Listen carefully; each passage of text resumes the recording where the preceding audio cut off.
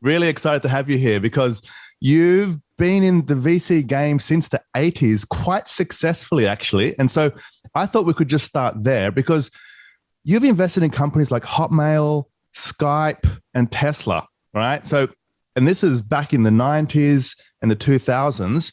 What's your approach to choosing investments? Because you've seemed to have a pretty successful track record all the way back then.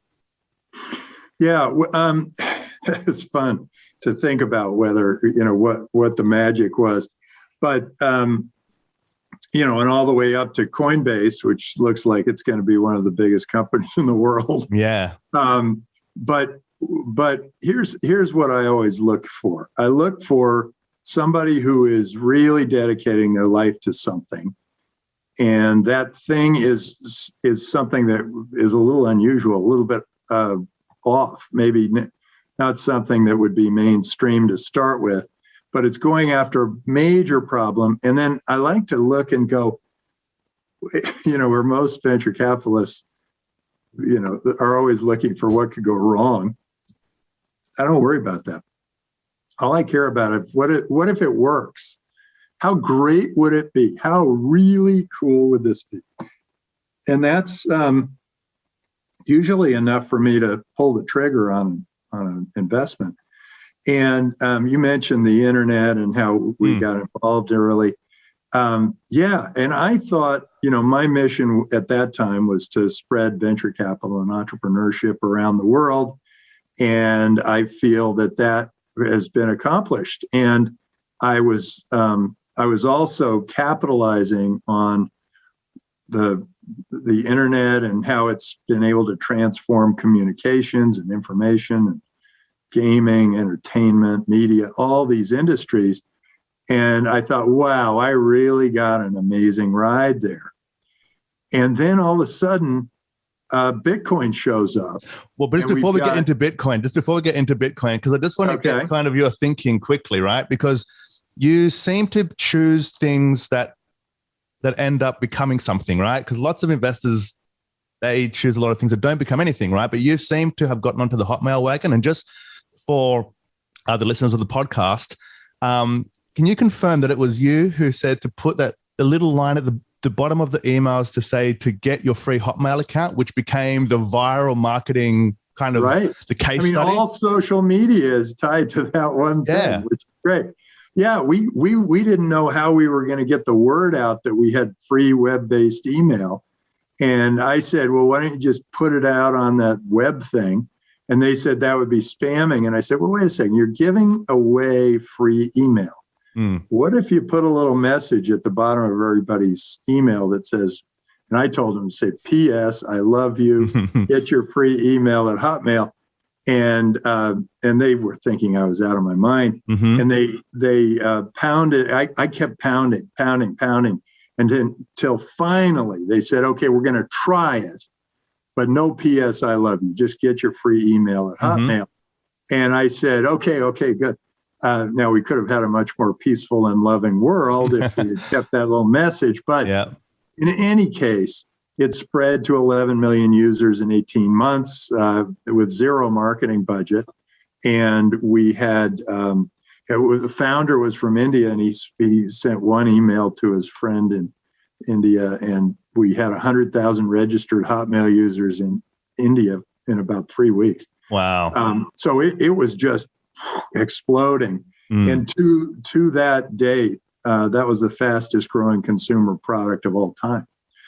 And it was I came up with viral marketing, and it spread, and it was fabulous. And then we used the same thing when I invested in Skype. And then a lot of, all social media, all these other kinds of technologies have all been able to take advantage of the idea of communicating for free around the world, and then producing value in other ways through advertising or just using that. The real value of that was that it was immediate distribution, and that's why Microsoft wanted to pay so much for it. And so you're quite entrepreneurial at heart, yes? So you're a person that runs the VC funds and a professional investor, but you're also quite an entrepreneur, which is why you seem to be good at finding these opportunities, it seems, because it's a pretty good track record. And I'm trying to understand like your headspace in terms of how you think about these things, because someone that's had like as much success as what you've had, there's something about that which I'm trying to understand before we start talking about the blockchain stuff, because it's that kind of mindset which I am really trying to get into. And so think of it as, when I was, I've always felt like there may be a better way. And I've always had good resistance to peer pressure. And so I'm always looking for, when people ask me, is the answer A or B? I always look and I say, well, wait, that isn't even the right question. We really want, it's Z, it's something completely different. And if you always get to that, I think it makes you happier, and you can be more honest with yourself if you aren't just saying it's A or B because somebody asked you if it's A or B. Mm-hmm.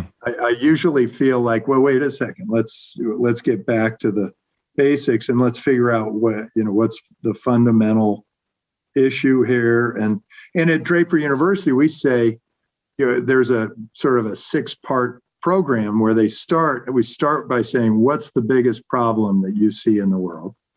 And then how are you going to solve that problem?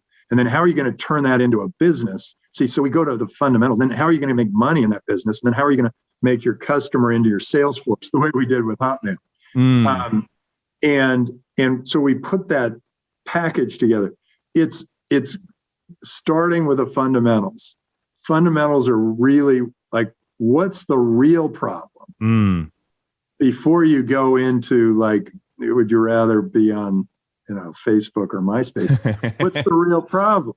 Yeah. We want, what do you want to do? How do you want to deal with it? And then all of a sudden it's like, well, we want to see pictures on the screen, or we want to do something innovative. We want to find old friends, whatever it is. Then you go, oh, that's what you want to do. And Twitch, my God, we invested in Justin TV. Really extraordinary guys started that business, but it was just people showing each other what their day was like.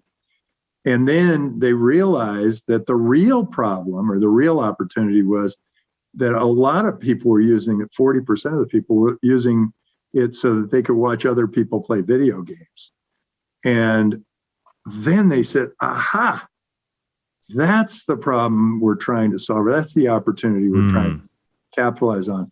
And then they focused just on that. And then Twitch, of course, became And then Twitch. Okay. And so multi-billion, wonderful. Multi-billion. Yeah. And so you look for kind of areas where there are companies that are solving large problems that potentially haven't been solved before, which is the example of all the companies which I have spoken about so far as part of this introduction, right? They're all companies that are they seem to be doing things that are novel, that haven't been done before, and the opportunity is big. And so that seems to be your MO for the kind of companies which you want to be part of, right?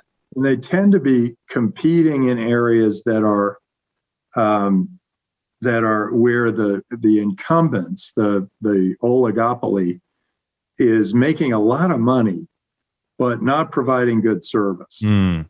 And so like Skype completely transformed long distance telephone carriers. I remember paying $50 a minute for I remember those as well. Yeah. And all of a sudden it's free everywhere. And now we can see each other as we are today. And so you knew that there was a problem there. The consumer was suffering. And now you look and you say, what are the big oligopolies that need to be transformed? And that's kind of the way I've been investing recently. I sort of go, okay, what are they? It's like banking, finance, commerce. Commerce has Amazon. Insurance, government, and healthcare. And you look at those and you go, okay, what technologies are around that can help transform those? And that's where you get into Bitcoin, blockchain, smart contracts, artificial intelligence, and surveillance. And you put those together and you can create an insurance company with no people. That's safer, better, faster, better service, cheaper than anything that we've got out there. And what is government but a bunch of insurance companies? So you can transform government. Banking's being transformed by Bitcoin alone. The bankers freaked out when it came, but then they realized, you got to get on board or you're going to lose your clients.